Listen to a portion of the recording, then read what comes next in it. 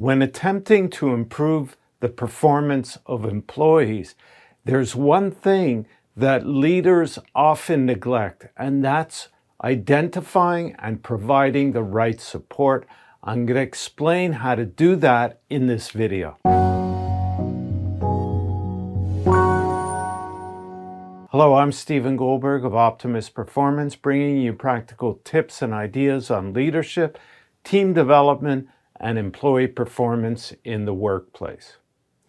Now, every leader or boss wants their employees to improve their performance. It's natural. You want to improve your own performance, and if you don't, well, I don't know what's wrong with you, but it's natural tendency, especially for leaders, to always want to improve things. You have to stay competitive, right? Well, if you want employees to improve performance, there's a process involved in do that. Now, I have a process called the win-win agreement. It's really simple.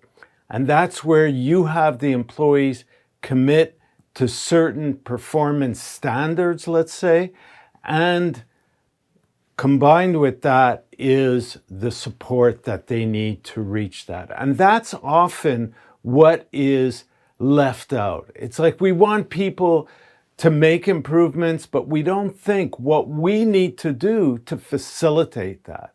So it's a really simple concept, but I see that it's often left out in terms of the management process of people. So let's take an example I have here on the flip chart, and I call it the win-win agreement. And here's an example of an employee performance commitment. And this is also very empowering for employees. People want to come up with their own objectives and not have them dictated to them, at least those that are the good performing, high performing employees, the motivated ones, the committed ones. Those are the ones you want to get them to express what it is that they're willing to commit to. Now, there's an important element in that you need to communicate well what your objectives are, what direction you're going in. It's like the captain of a ship. You know, he plots the track or the direction with the instruments. I mean, people, the crew know where they're headed to, but there's different ways to get there, right? And when do you want to get there? All these things. So it's like once you communicate the big picture, then people will be able to formulate their commitments based on their role of how they can help you get there. And so that will change over time because maybe your objectives, your big overall objectives will change. So let's say an employee performance commitment. Let's say this is a sales manager. You're the boss. You have a sales manager.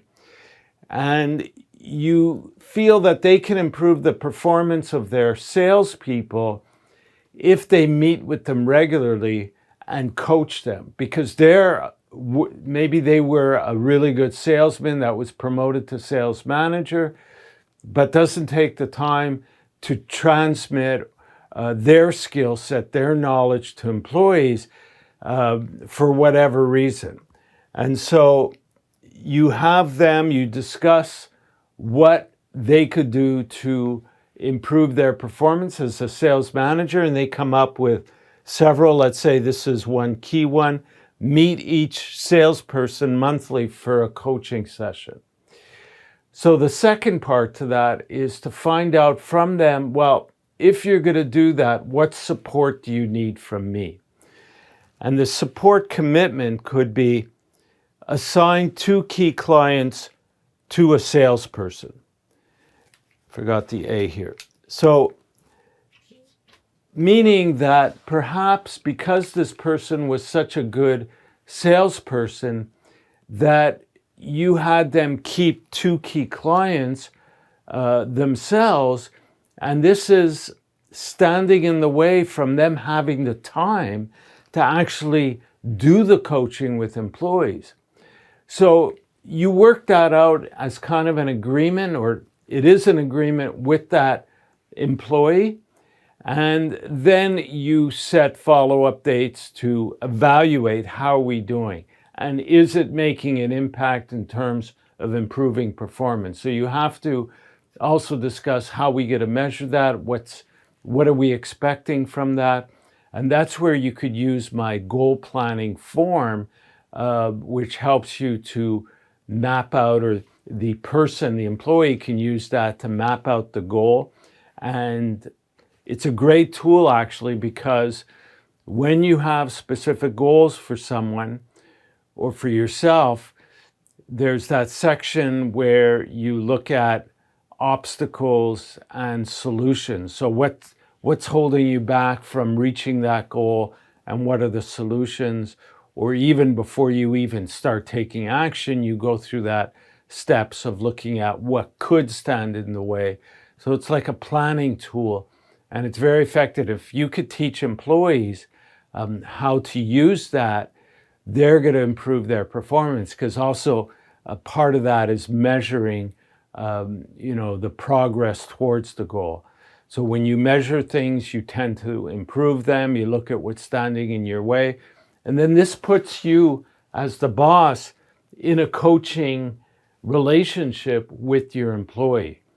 And because you're agreeing ahead of time and you're helping them to work towards achieving that, rather than managing them on a day-to-day basis. Hey, what's up with that? What's up with this? You're able to step away and look at this together and plan how you're going to accomplish that.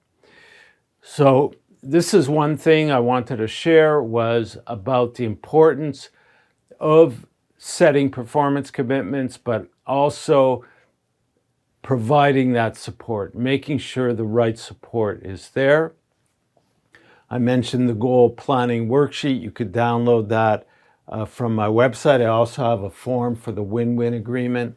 I have a sample and the template that you could download. And also, the approach to leadership, the style of leadership is also linked to your the type of person you are. So I'm going to be launching soon. Depends when you're watching this video, but I'm going to be launching some free workshops to help you discover your type. And you could sign up for that and be notified when the next workshop will be. There's a link in the description of the video. So check out also the video on goal setting. There's a playlist for goal setting as well, where I explain the goal planning worksheet and how to complete that. If you haven't already subscribed, do so now and turn on notifications to get news of new videos. Thank you for listening, and we'll talk again soon.